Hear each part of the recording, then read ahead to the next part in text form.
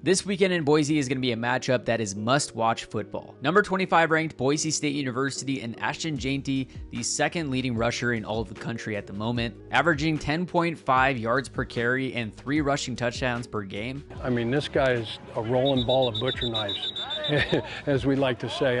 We'll host John Mateer and the high-octane offense that is the Washington State University Cougars. John Mateer in his own right is 14th in the country in rushing, on top of being 15th in the country currently in passing yards. And Washington State University is currently 6th in the country among FBS teams in total points scored with 107. They are just 3 touchdowns shy, 21 points of Ole Miss, who has scored the most points in the country. This is a showcase of a future Pac-12 rivalry, and as Dylan says in this podcast, this is the battle for the Snake River. So let's get into this podcast episode with Dylan Howe as we recap the Washington State-San Jose State game, as well as previewing the Boise State-Washington State matchup. But before we do, the sponsor of this podcast is Black Label Supplements. If you are an athlete, past or current, I highly recommend checking out Black Label Supplements. They have tons of great products from creatine, protein, pre-workout, aminos, you name it, they got it. My personal favorite is the sour watermelon creatine. You can check out blacklabelsupplements.com, use code CouchGM for 15% off your order. And if you are thinking of buying, selling, or refinancing any property in the Pacific Northwest, make sure to reach out to myself, Connor Webb, as I'm a mortgage broker full-time during the day. When I'm not making videos, I'm helping my clients figure out which mortgage financing options are best for their needs. I'll have my contact information in the description of this video if you'd like to reach out and get in touch. And with that, let's get into the podcast. All right, we're heading into a big week this coming weekend in college football with Washington State taking on Boise State in Boise. This is going to be a big game for this week, but then also for the college football playoffs, this year. Boise coming into the Pac-12 in the coming years. We'll get into that preview soon. But first off, let's back up and just kind of go through those past couple weeks. And first off, to those of you that have been watching the podcast, thank you for all the support. We weren't able to do a preview or a post-game recap yet for San Jose State because Dylan and I were in Arizona winning a national championship, apparently, for the Adult League Baseball, World Series. So, yeah, shout out to you, Dylan, for putting that on for the team for winning that. Yeah, that was a great time. Yeah, dude, we had a team of 30 guys, about 5 former Cougs that played Washington State club baseball with us. And, just perfect chemistry. We went 7-1. Connor took my leadoff spot. So it was just a lot of fun, and we're looking forward to putting up some edits on that. I'm sure we'll probably maybe see a few things on the Couch GM, but just glad that we were able to watch San Jose State live with all our buddies and not get ridiculed on a loss.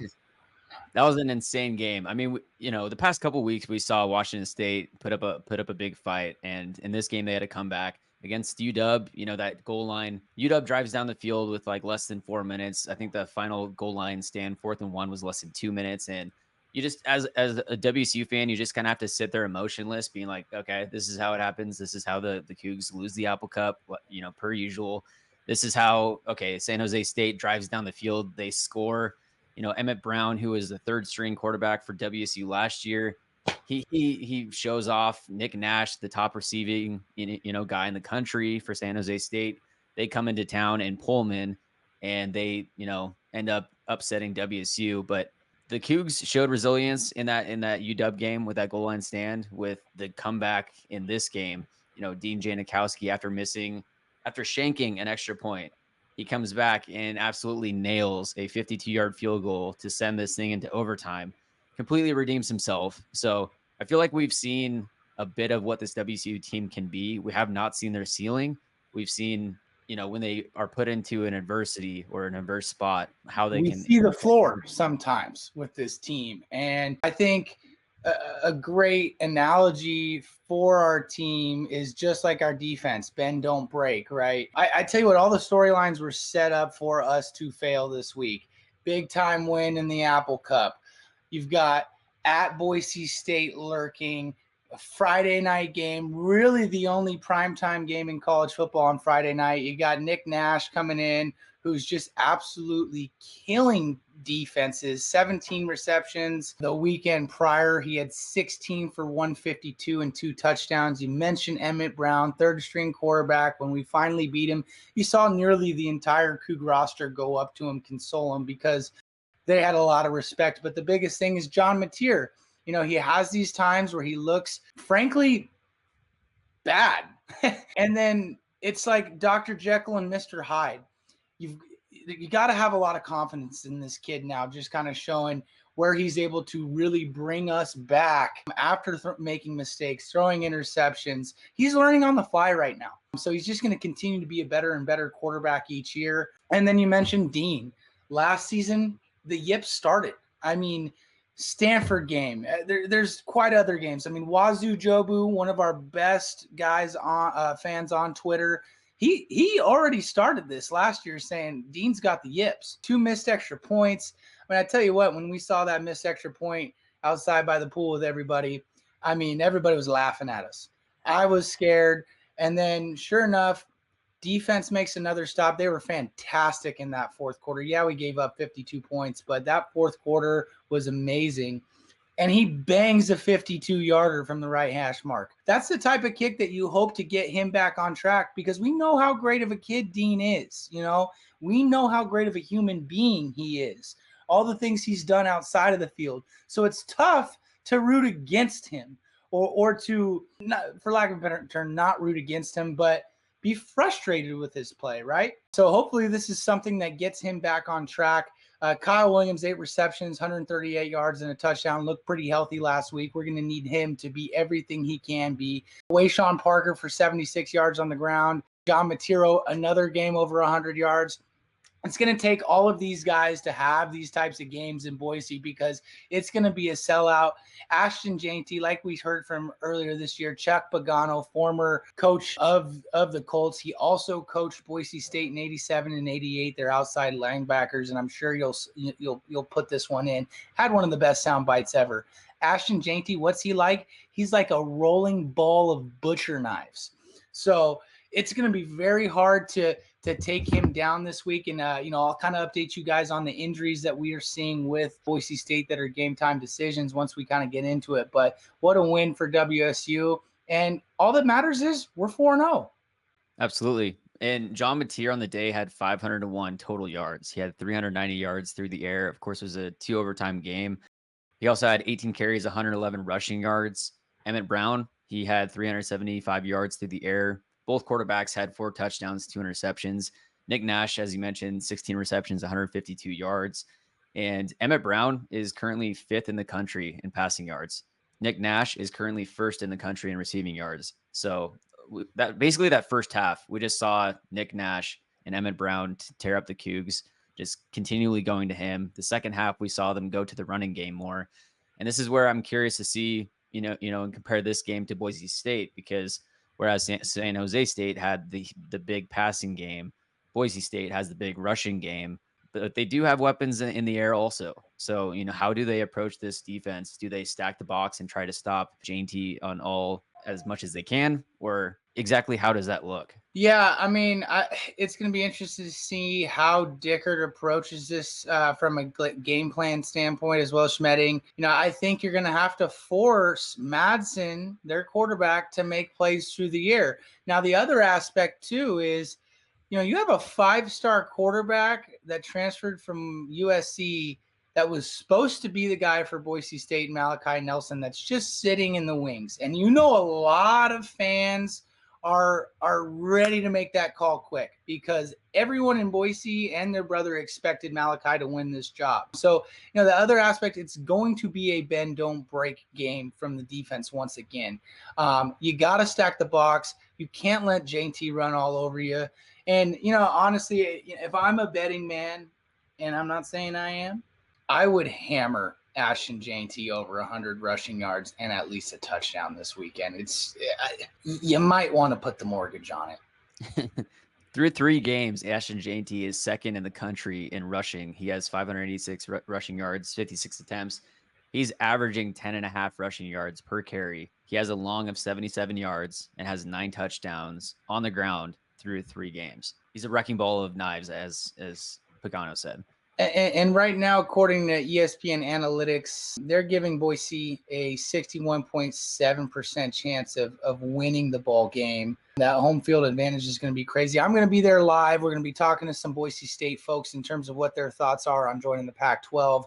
Looking forward to getting some of that content out there. And we're going to be sitting in the end zone. So it should be a fantastic environment for football. It always is at the Blue Turf, especially when they have a great team up there in Idaho. Those fans, I mean, that's all they got up there. That's all they have. They have their Broncos, and that's who they go for. Really looking forward to seeing, what we can do against this team. Boise coming in at number 25, Washington State, very close to being ranked. So the winner of this game is going to be ranked and likely, obviously, hey, we can't win that automatic G5. It's got to be an at-large berth for us, strictly because of the way our schedule sets up as almost an independent schedule. So, the Cougs got to go 12-0 to give themselves a chance at getting in the playoffs. Via the AP rankings and polls, apparently WSU is currently ranked unofficially 26. Boise State is 25, but with the votes that came in, WSU is right outside. And, Jake Dickert in his presser yesterday was talking about, hey, I don't care what we're ranked right now. I don't think anyone should be ranked until after 5 weeks. But I don't even care what we're ranked at the end of the year, because it comes down to the college football playoffs and the panel that decides who's going to be going there. So, yeah, like you said, the AP roll right now, the AP poll and the coaches poll, they don't matter until we get that first college football playoff ranking. I don't know. I think it's in week 8. I'm not positive. It's somewhere around that time frame. But in terms of kind of going back to Boise and what we're seeing, their backup running back, Sir Gaines, game time decision. He's more of a third down back, a guy that's going to catch the ball out of the backfield, very explosive. So we'll see what his availability will look like this weekend. Ahmed Hassanin, preseason defensive player of the year for Boise State, a defensive end, 12.5 sacks last year, 16.5 tackles for loss. He is going to be a game wrecker, and it's going to be on top of our offensive line to get that sorted out and get protection. So, John, it's going to be interesting to see what Mateer is going to do. He might be a little bit more quick-footed to escape that pocket and pick up some first downs on the ground this week. So, in my opinion, Mateer is going to have at least 400 combined yards of totals from scrimmage for us to have a chance at this one. And during last game against San Jose State, we were saying while we were watching this is like, Mateer, just run the ball, QB run, like stop trying to throw it. Like, we just need you on the ground, because when he tucks the ball and runs, he's a running back one. He is elite. He's juking guys. He's not afraid, about contact. He's stiff arming guys. He needs to be what the offense is centered around for sure. Yeah, and hey, one thing we always say, we win or lose, Cougs booze. This is the only plug I'm going to give you, Boise, but 10 Barrel Brewing Company, one of the best spots, Cougs, to go in there pregame, get some food, get some beers. Boise, I'm sure a lot of you have already been there. We know how fun of a little city it is. And I'm really looking forward to seeing how our fan bases interact this week, because I'm sure both of us are pretty excited to be in the same conference. And, this should turn into the Snake River rivalry right here. You heard it first. What color jerseys do you think Boise wears? For my eyes, I'm hoping orange. I mean, Dickert said that he thinks it should be illegal for them to wear blue jerseys on blue turf, because he was watching highlights before and he's like, I couldn't even see their numbers, basically. We play college football 25 all the time, and you tell me don't wear blue. I like using Boise State as one of my teams. So, my guess is they might have an orange top, blue, or they'll go blue top, orange pants. In terms of the betting aspect of this week, the line came out, Boise State favored by 7.5 points. The over-under is 64.5. We're looking at game time weather being about 70 degrees, but from the gambling aspect, you got to like the idea of taking 7.5 points with Washington State. Now, I'm not trying to be a homer here, but I think that's well within reach. I think this is going to be a close game.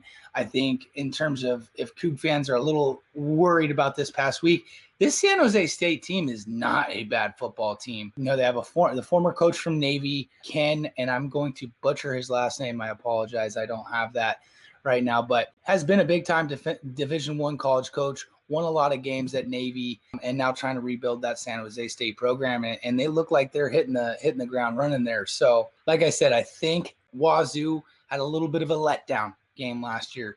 huge emotions winning the Apple Cup and then having to get back in line and take care of business, and they did. So it's going to be exciting to see exactly how both teams match up. And also that line for the points of 64.5. I mean, I wouldn't be too scared to take the over on that too, because we see that both of the defenses are giving up points, but both offenses are high octane. WSU so far this year is currently 6th in the nation in total points scored among FBS teams, with 107 points scored so far through 4 games. The top school is Ole Miss with 128 points. So WSU is just 21 points shy of the leading scoring team in the country.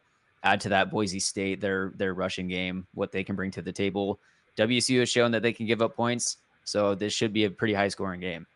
Hey, and like we say, life is just too damn short to bet the under. It really is. Okay. Got to hope for the action. It was just a couple weeks ago that we also heard that Boise State was going to be one of the teams that is joining the Pac-12 in 2026. What are your thoughts on this Boise State football team, especially joining the Pac-12 in the coming years? I love it. It seems like they had a little bit of a letdown period, for lack of a better term, in terms of not being that top brand in the Mountain West, where you look at Boise State and you know they're always going to have a top team. And Danielson's come in, he's a player's coach, and really kind of rectified the program again. I love it. It's going to be a great addition. I love the basketball addition too. Leon Rice, the head coach there, former Coug. It should turn into a good conference. There's still a lot of smoke going on. A lot of reports came out yesterday that Gonzaga was going to come in. That was kind of a immediately kind of squash. So they did say both sides are still talking. You can't give Gonzaga a full share without a football program, but you've got to pay them. You got to go out and get Gonzaga, because they become an instant blue blood in a conference that really doesn't have any yet. Yeah, SDSU, I'd kind of consider that. They've been in the national championship as well as Gonzaga within the last 5 years, so that's big time. Utah State being added, very good basketball program, but Utah State, I mean, I don't know. You know, there's got to be a lot of smoke with UNLV right now from a litigation standpoint, where they're not in right away because they're kind of tied to UNR. So we'll see how they go about getting this 8th team. But you know, if you can add in from a basketball side of thing, Utah State, which has been in an tourney play for the last 3-4 years, as well as like a Grand Canyon, St. Mary's, and Gonzaga, and all of a sudden we've got a very fun West Coast basketball conference, as well as your football-only teams. And if you've been following the Couch GM, you've seen our videos talking about the Pac-6. You've also probably seen a lot of the smoke on Twitter. With the big smoke this past weekend was that potentially USF, Tulane, Memphis, and UTSA were going to be joining the Pac-12. But then it came out that they've actually rejected offers to join the Pac-12. Last night, you know, I don't know if Utah State has announced it, but as you mentioned, that they're going to be the 7th team, 7th school as a part of the Pac-12. And then there's the rumors, or we just saw today, I just sent you the story that the Pac-12 is apparently suing the Mountain West for their agreements on the schedules for the past couple next years. And then also the buyouts that the Mountain West are requiring, since the Pac-12 is now poaching some of the schools. So we'll be reporting on that stuff as it continues to come out. But this weekend against Boise, it's going to be a big game. 7 o'clock Pacific Standard Time this Saturday. Make sure to tune in, watch that, and be on the lookout for the recap. And go Cougs.